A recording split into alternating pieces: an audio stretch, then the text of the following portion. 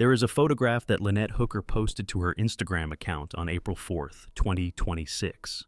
In it, the water is the kind of blue that people who have never lived near the ocean spend their entire lives trying to imagine. The kind of blue that does not look real in photographs, but somehow looks even more real when you are standing in front of it. The Bahamas have water like that. The Exumas have water like that. The stretch of ocean between Tahiti Beach and Aunt Pat's Bay on Elbow Cay has water like that.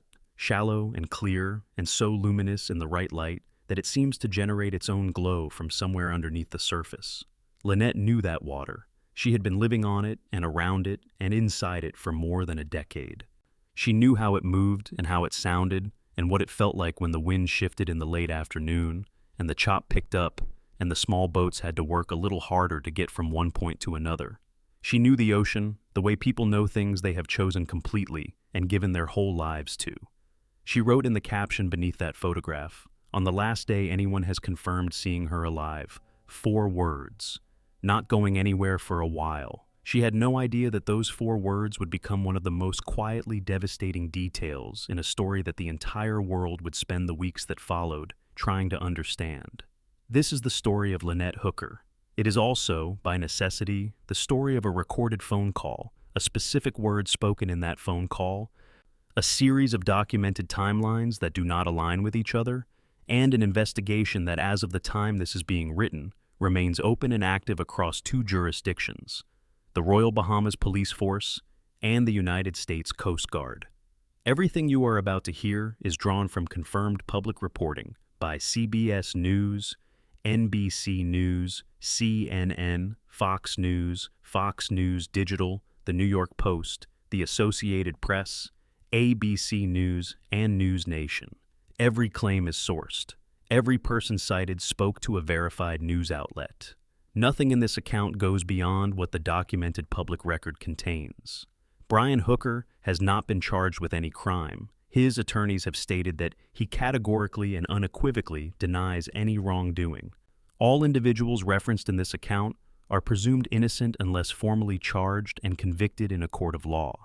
What this account does is examine the documented evidence honestly, compare the confirmed accounts carefully, and follow every verified inconsistency to the place where it leads. Because that is what Lynette Hooker deserves. And that is what the truth, wherever it ultimately lands, requires. Lynette Hooker was 55 years old. She grew up in Onstead, Michigan. Her mother, Darlene Hamlet, who is 76 years old and who was still waiting in Florida for a phone call that had not come as this was being written, told the Associated Press that Lynette had been around lakes, boats, sailing, and swimming her entire life. This was not a woman who was unfamiliar with the water. This was not someone who needed to be introduced to the ocean as an adult and taught how to respect it. Lynette grew up next to water. She understood water. She had been swimming since she was a child, in the way that people who grow up near lakes and shorelines learn to swim, which is to say that swimming was not a skill she possessed so much as a fact about who she was. Her daughter, Carly Ellsworth, told CBS News that Lynette was very fit and very strong and that she was a good swimmer who could not simply have fallen off a boat by accident. That is Carly's characterization, offered to a verified news organization, and it is part of the documented public record of this investigation. Somewhere in the arc of her adult life, Lynette made a decision that most people consider, but very few people actually follow through on.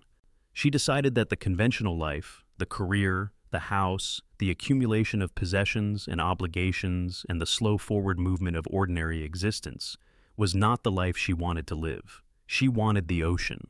She wanted the kind of freedom that only comes when you have genuinely left the shore behind, not metaphorically but literally, when you have sold or given away everything that tethered you to land, and you have traded all of it for the open water and whatever comes with it. She and her husband Brian Hooker had been sailing together for more than a decade. They documented that life on a social media page called The Sailing Hookers, a name that was cheerful and self-aware, and that told you everything about the tone they wanted to project. Sea turtles photographed from the side of the boat, sunsets over water that looked like paintings, cinnamon rolls baked in a solar oven aboard their 55-foot sailboat named Soulmate.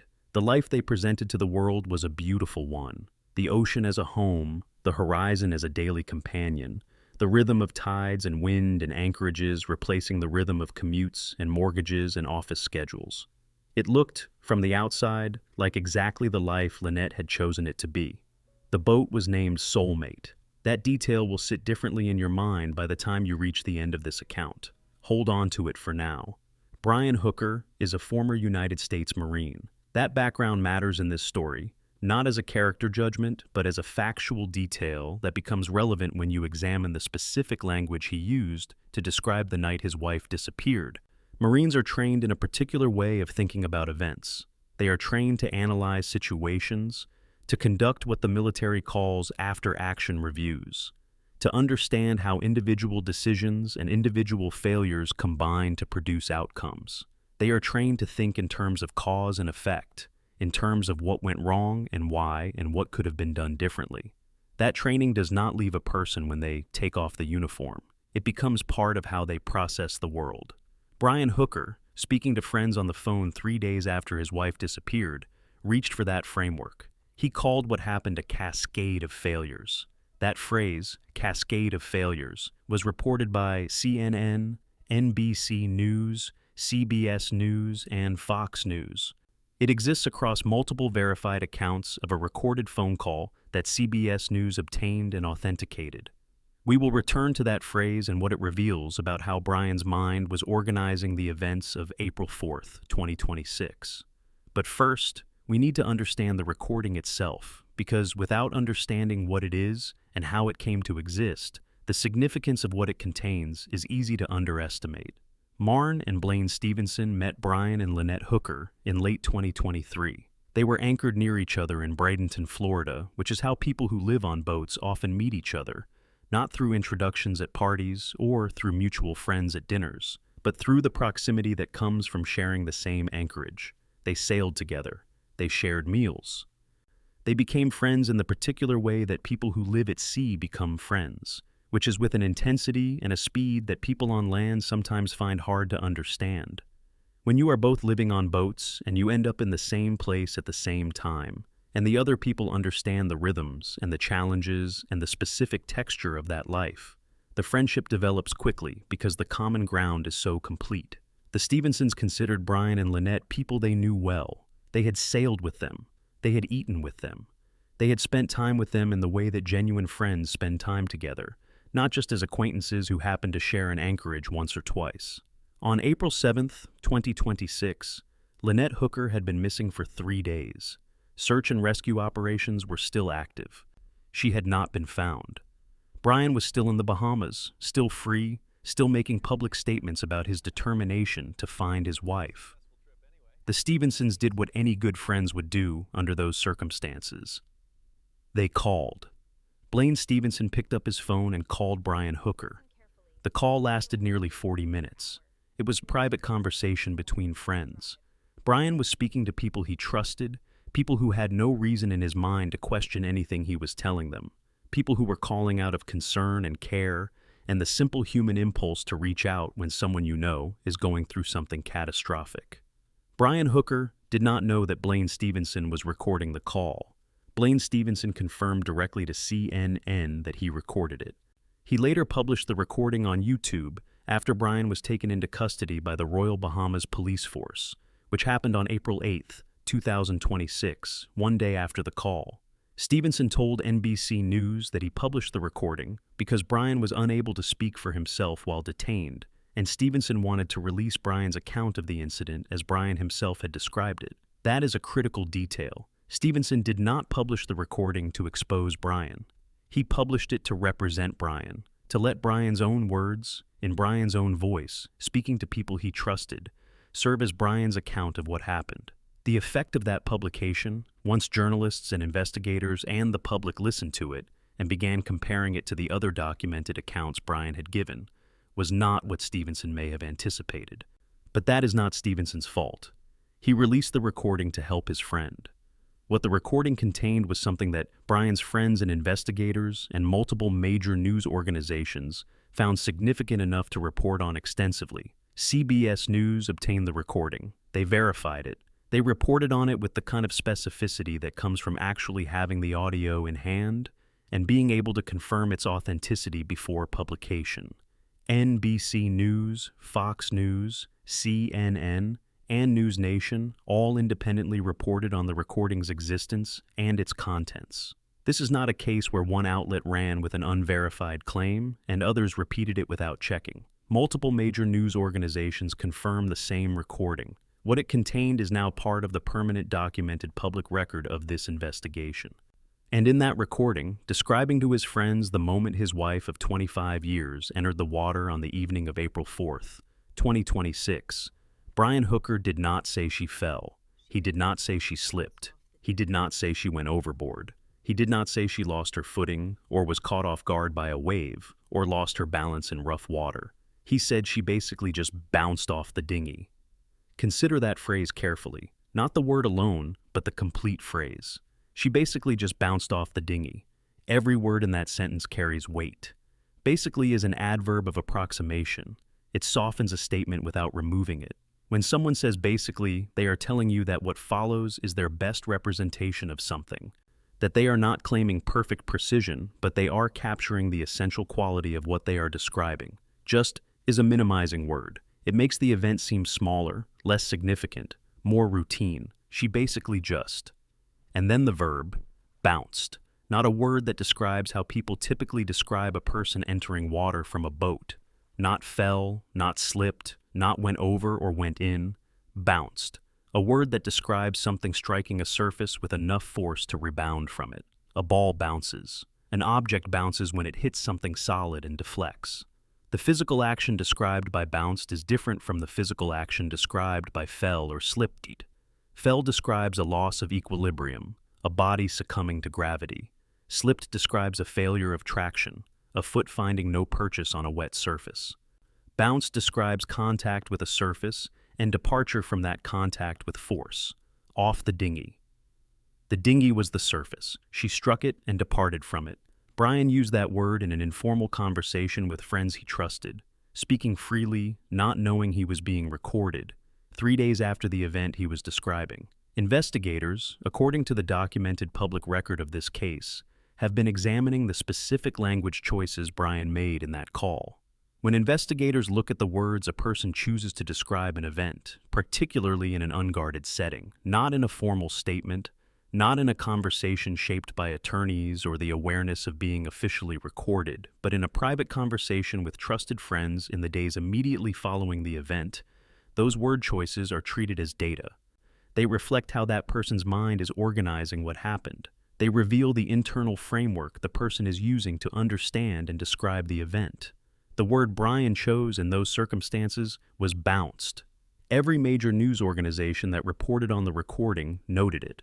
Now, let us build the timeline that exists in the documented public record, because the timeline is where multiple verified accounts begin to separate from each other in ways that investigators and journalists have documented extensively. On the evening of April 4th, 2026, Brian and Lynette Hooker had anchored their sailboat Soulmate at Aunt Pat's Bay on Elbow Cay in the Bahamas. They took their 8-foot hard-bottom dinghy to Tahiti Beach, which is a popular spot in that area, known for a floating bar that operates at low tide. From Tahiti Beach, they went to the Abaco Inn, a bar and restaurant in that area, for drinks. What happened at the Abaco Inn is documented through surveillance footage and through the confirmed account of the bartender who served them. Ken, the bartender who served Brian Hooker at the Abaco Inn that evening, confirmed to Fox News Digital and the New York Post that he never actually saw Lynette Hooker during the approximately 2.5 hours the couple was at the bar. He served Brian. He confirmed serving Brian twice over the course of the evening, with approximately 90 minutes between the two orders. Where was Lynette during this time?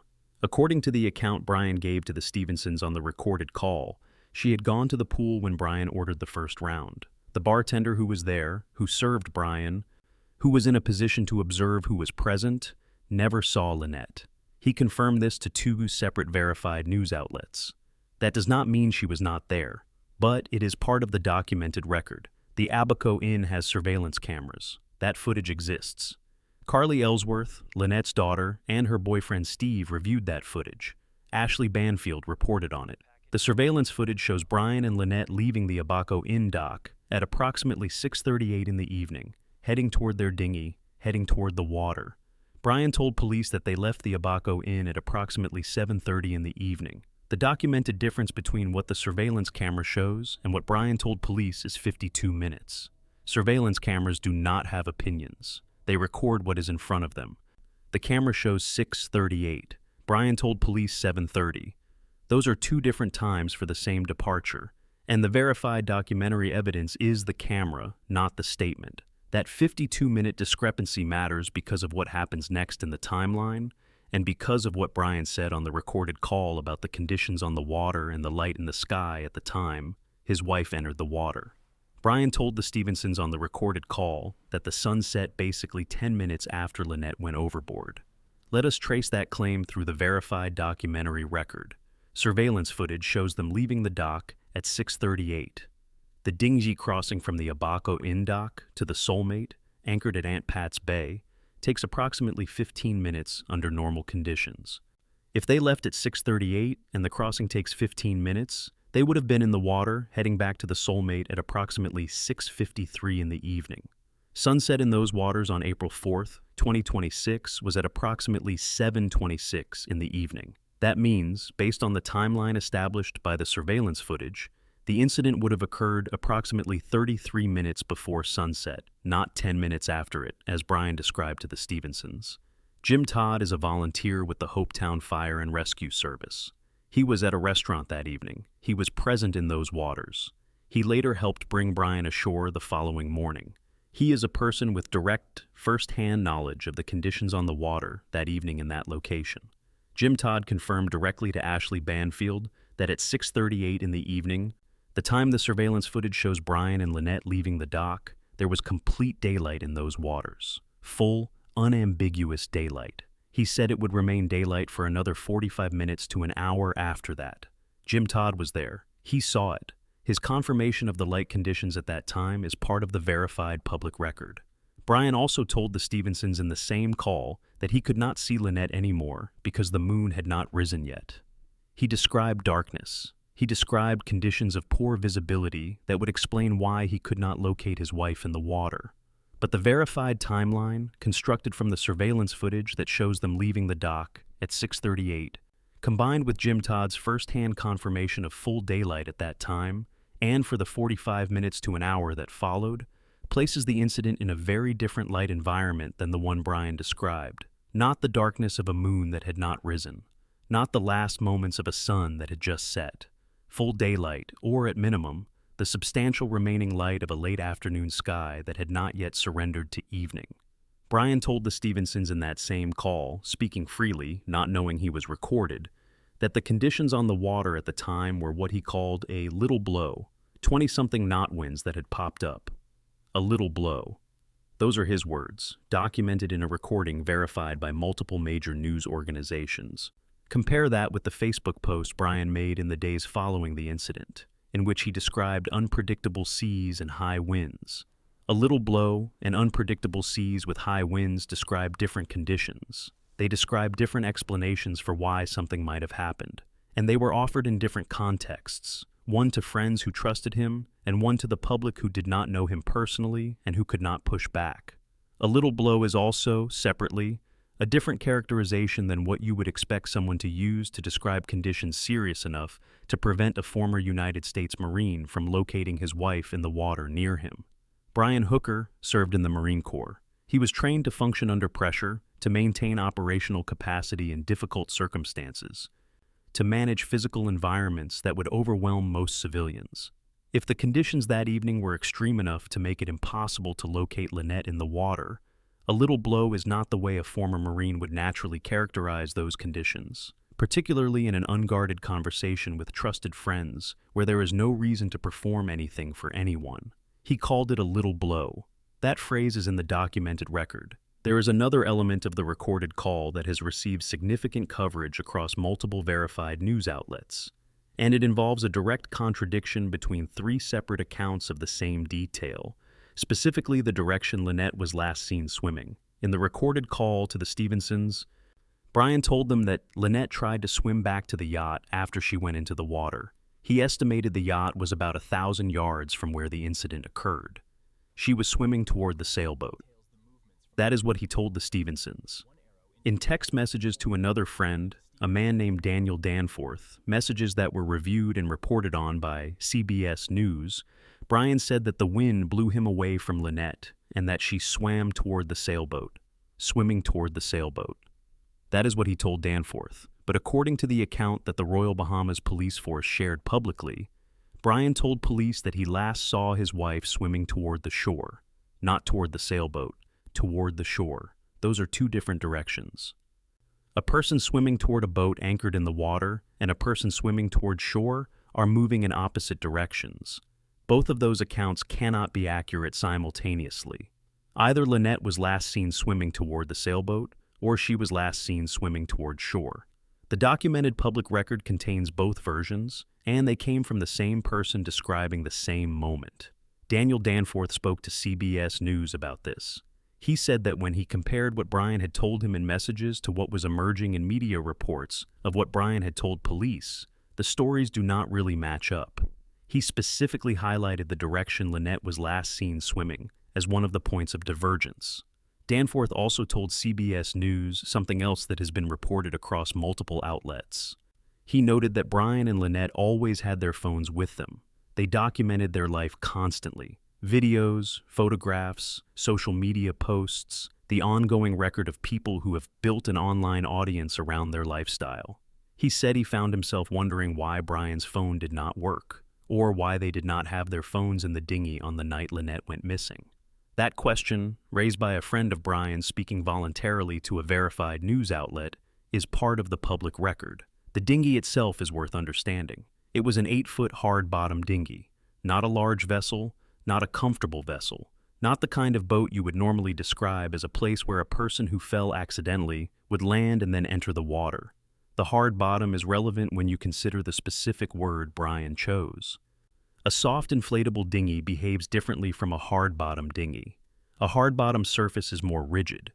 The physics of contact with a rigid surface are different from the physics of contact with a yielding one. The word Brian chose, bounced, describes contact with something solid enough to rebound from. The dinghy was hard-bottomed. He was in the dinghy when Lynette entered the water. He said she basically just bounced off it. That is what he said to friends he trusted, not knowing anyone was recording him.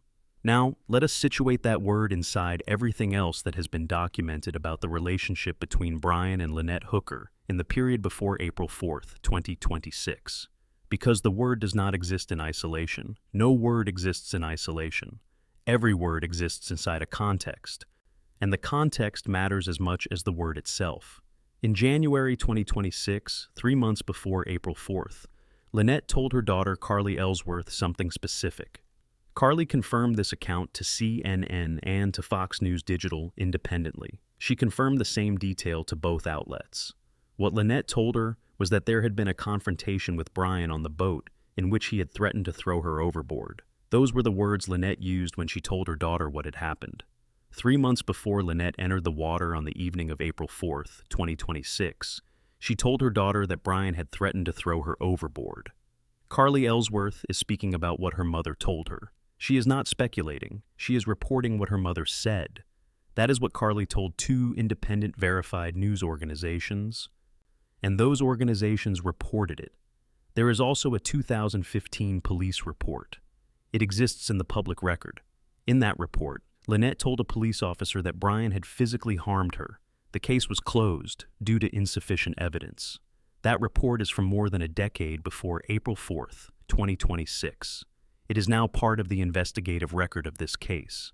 Marn Stevenson, whose husband Blaine made the recorded phone call on April 7th, had received text messages from Lynette in 2024.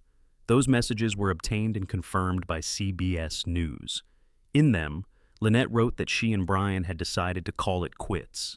She wrote that it was too much closeness. She wrote that she was not going back. When Marn asked whether there was any possibility of the two reconciling, Lynette wrote that it had been real bad and that she could not be out there with him. Real bad. That is what Lynette told her friend in 2024 about the state of things between her and Brian. I cannot be out there with him. A month after sending those messages, she went back. She was still out there with him on April 4th, 2026.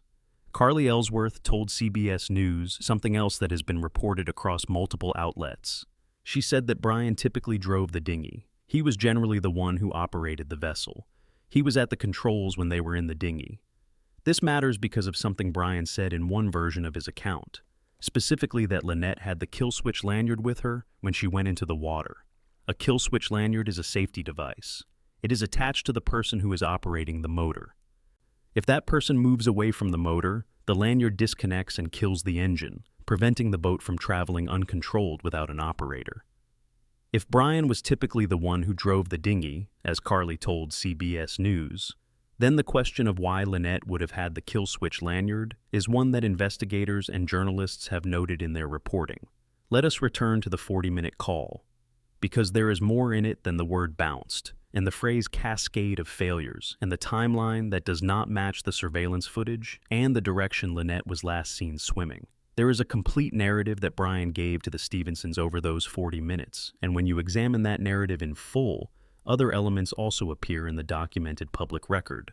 Brian told the Stevensons that he was yelling for Lynette the whole time after she entered the water. He said he saw several boats pass by in the area. He said he used his phone flashlight and his flares to try to get their attention, to signal that something had gone wrong, to get help. He said none of the boats saw him or stopped. He said he threw the anchor and anchored the dinghy. He said that by the time he got the anchor set, he was approximately a quarter to half a mile away from where the incident occurred. A quarter to half a mile is between roughly 400 and 800 meters.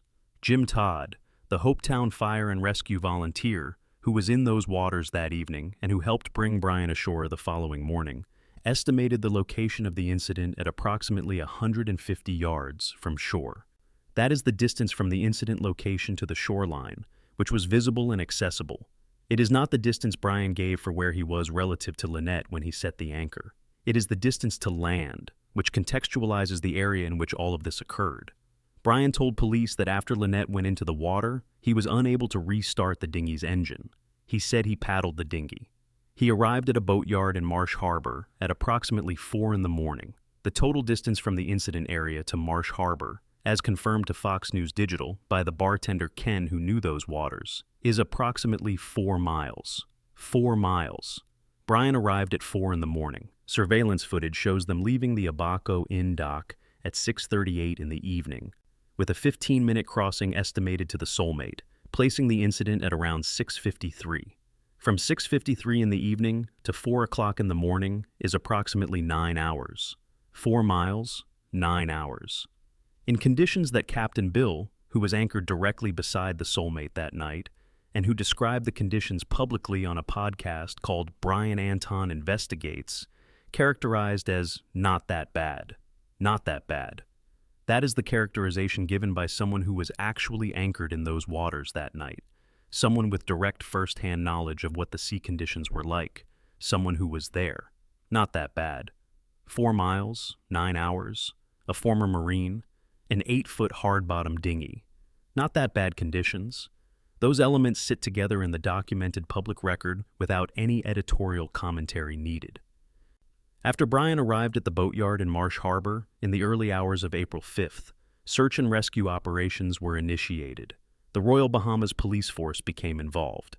The United States Coast Guard became involved. Search and rescue efforts were conducted over multiple days. Cadaver dogs were deployed. Lynette Hooker was not found. Lynette's daughter Carly Ellsworth flew to the Bahamas. She did not stay in a hotel and wait for updates. She went out. She walked the shorelines where the search was being conducted. She was present in the places where her mother might be. She sat on the dock and looked at the Soulmate, the boat named after the concept of the person you are most fundamentally connected to, and she said, out loud, to no one who was there to hear her, that she was present, that wherever her mother was, she wanted her to know that someone who loved her was there looking.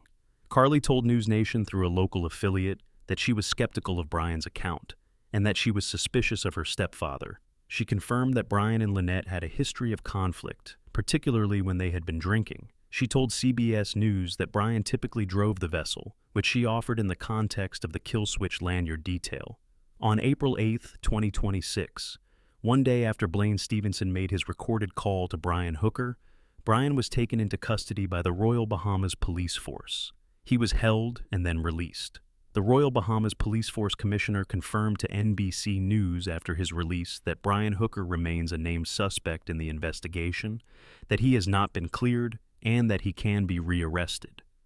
He has not been charged with any crime. His attorneys have stated clearly and publicly that he categorically and unequivocally denies any wrongdoing, and that he has been cooperating with relevant authorities. His Michigan-based attorney told ABC News that Brian would never have harmed his wife of 25 years and asked the public to give him the benefit of the doubt. Brian has said publicly in interviews following his release that he never harmed Lynette and never would harm Lynette, and that his focus is on finding her. Those statements exist in the public record alongside the recording, alongside the surveillance footage, alongside Jim Todd's account of the light conditions, alongside the direction Lynette was last seen swimming in two contradictory versions, alongside the word bounced, alongside the phrase cascade of failures, alongside the text messages Lynette sent to Marn Stevenson in 2024, alongside what Lynette told Carly in January 2026, alongside the 2015 police report, alongside the 52-minute discrepancy in the departure time. All of it exists in the documented public record simultaneously. All of it has been verified by major news organizations. None of it has been fabricated for this account. None of it goes beyond what confirmed journalism has established. The investigation holds more than the recording. CBS News reported on the contents of a search warrant executed on the Soulmate. That search warrant was reviewed by CBS News. Investigators seized from the vessel a digital video recorder, digital tablets, and cell phone-related equipment. Those items were described in the search warrant as material evidence related to a missing person causing bodily harm. That is the language of the warrant itself, as reported by CBS News. Material evidence related to a missing person causing bodily harm. That is how the investigating authorities characterized the items they were looking for and found on the boat named Soulmate. The U.S. Coast Guard's investigation also involves data from Lynette's Apple Watch. The Apple Watch data was confirmed to Darlene Hamlet, Lynette's mother, by the U.S. Coast Guard. What that data shows, what it contains, what it tells investigators about Lynette's condition and movements on the evening of April 4th, 2026 has not been made fully public. What has been confirmed is that the Coast Guard communicated to Lynette's mother about the existence and significance of that data. Darlene Hamlet is 76 years old, and she is in Florida. She told Ashley Banfield what she most wants in the world. She said she wants nothing more than to hear her daughter say, "I love you," and to know that she had come home. Those were the words she chose. "I love you, and wish you would have come home." Darlene Hamlet taught her daughter to swim. She raised her daughter near lakes and boats and the water. She told the Associated Press that Lynette had been around water her entire life. She has been waiting since April 5th, 2026 for a phone call that, as of the time this account was written, has not come. That is what this investigation ultimately is. Beneath all of the timelines and the recorded phone calls and the surveillance footage and the word bounced and the cascade of failures and the contradictory directions and the search warrant language, it is a 76-year-old woman in Florida waiting for a call. It is a daughter who flew to the Bahamas and walked the shorelines and sat on the dock and spoke out loud to a mother she could not find. It is the last Instagram post, 4 words, not going anywhere for a while, posted on the day a woman who had given her entire adult life to the ocean was last confirmed seen alive. Lynette Hooker called the ocean her happy place. That is not a characterization imposed from outside. It is how she described it. She documented the life she chose on a page called The Sailing Hookers. She baked cinnamon rolls in a solar oven. She photographed sea turtles from the side of a 55-foot sailboat. She was 55 years old and very fit and very strong, and a good swimmer who had been in and around water since she was a child. She wrote, "I cannot be out there with him in 2024, and then went back." She told her daughter in January 2026 about a threat that used the words overboard. 3 months later, on the evening of April 4th, 2026, she entered the water from an 8-foot hard-bottom dinghy somewhere between the Abaco Inn dock and the place where the Soulmate was anchored, at Aunt Pat's Bay on Elbow Cay. And the man who was in that dinghy with her, speaking to friends he trusted 3 days later, not knowing a word of it was being recorded, chose one specific word to describe the moment she left the dinghy and entered the ocean. Not fell, not slipped, not went over, not lost her balance, not was swept away, not disappeared into the water. He said she basically just bounced off the dinghy. CBS News verified that recording. NBC News reported on it. Fox News reported on it. CNN reported on it. NewsNation reported on it. It is in the confirmed, verified, documented public record of this investigation permanently, alongside everything else the investigation holds. The Royal Bahamas Police Force investigation is active. The United States Coast Guard criminal investigation is open. Brian Hooker has not been charged with any crime. His attorneys state unequivocally that he denies any wrongdoing whatsoever. The investigation continues. The recording exists. The timeline exists in multiple verified and contradictory versions. The word exists. The ocean, somewhere, holds what it knows. If you have any information about the disappearance of Lynette Hooker, the Royal Bahamas Police Force and the United States Coast Guard both have active investigations and are accepting information from the public. Lynette Hooker was 55 years old. She was from Onstead, Michigan. She was a swimmer and a sailor, and a woman who gave everything she had to the life she chose on the water. She deserves the truth. Every person who disappears deserves the truth. Every family waiting by the phone deserves answers. Every story like this one deserves to be followed honestly, carefully, completely, all the way to whatever the evidence ultimately reveals. The investigation continues. The truth is still out there, somewhere, waiting to be found, just like Lynette.